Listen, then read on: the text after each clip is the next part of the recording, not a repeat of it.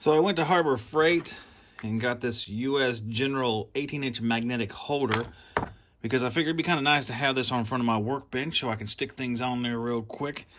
Just leave them there temporarily or maybe permanently, who knows. I got a big long spot right there. On the other side I have some screwdrivers and wood chisels and stuff like that, files. So I want to put the magnet right here and just kind of use it and see what it can hold up there. Maybe cheat it toward the bottom a little bit just in case some of the tools protrude upward. You never know. Might as well use the Hercules since we're installing a Harbor Freight product. Only makes sense. Hercules bits too, although they're not as good, in my opinion.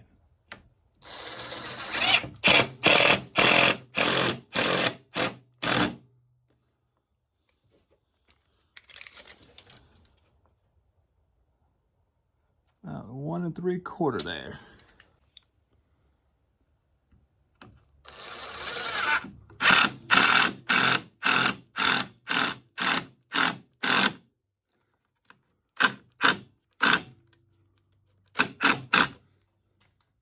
All right, so there we go. Let's see what it'll hold up on there.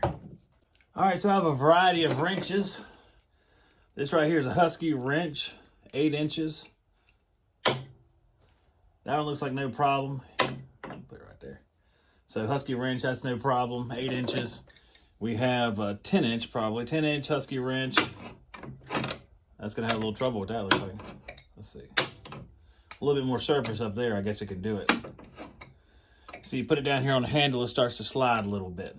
All right, so if I leave the Husky right here, it can hold it up there, the 10-inch. But if I put it up on the handle, oh, it holds it right there. It was sliding down the other end. Yeah, see, it slides a little bit right there. Get it up here. Pretty good. There, it's fine right there. A little bit more surface area, I guess. This right here is a Hart wrench. It's much larger. I don't know if it has the length on it, but you can see it's a 12-inch wrench, it looks like. So if we put it on the handle, it slides a little bit, kind of holds it. It looks like it can hold it right here, no problem.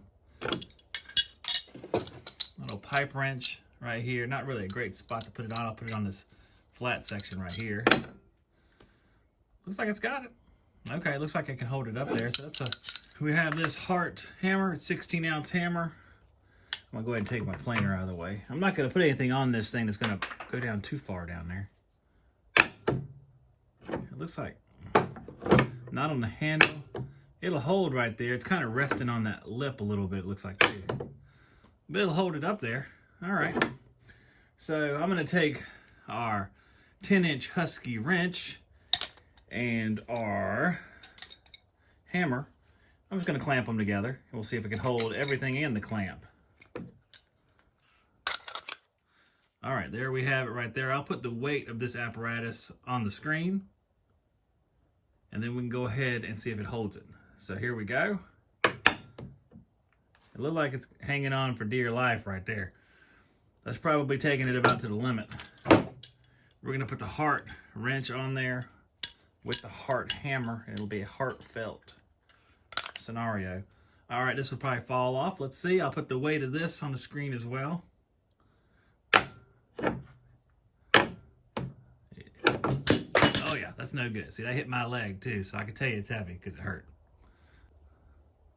So over time, I'll let you guys know how useful this was. This is a pain in the butt. I'll probably move it about 16 times, if I'm guessing correctly. Maybe even move it up, because I do like to hang stuff on this little hook below it. And typically, it's my little planer jig there, which I use with my planer rig I built. Y'all might be like, what is that? It's just something I use as part of a rig in order to flatten curvy boards out.